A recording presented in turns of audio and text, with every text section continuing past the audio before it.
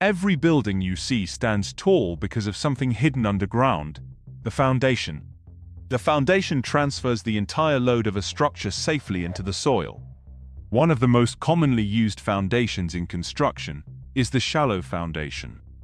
A shallow foundation is used when strong soil exists close to the surface.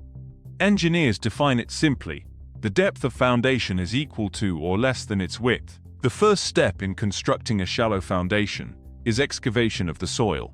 The excavation must reach the designed depth where the soil is stable.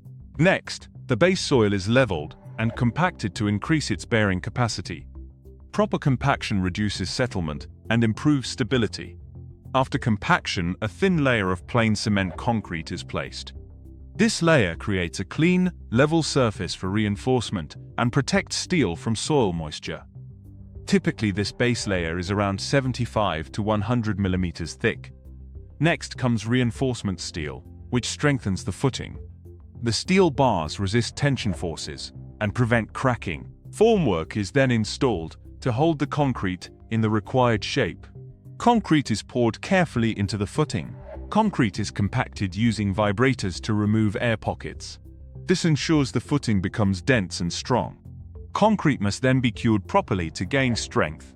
Curing is usually done for at least 7 days for proper hydration. Shallow foundations are widely used in residential buildings. They are also common in schools, offices, and low-rise structures. In strong soils, they can even support bridge piers and industrial structures.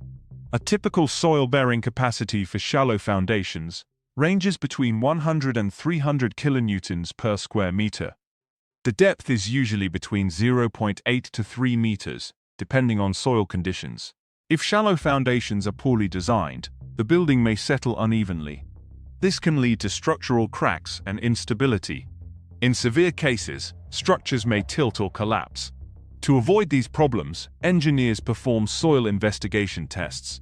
One common method is the standard penetration test, measuring soil resistance. Another important test is the plate load test, which determines soil-bearing capacity. The test measures how much the soil settles under a known load. These results help engineers design the correct foundation size and depth. Strong buildings don't start from the roof. They start from the ground. A well-designed shallow foundation safely transfers loads and keeps structures stable for decades.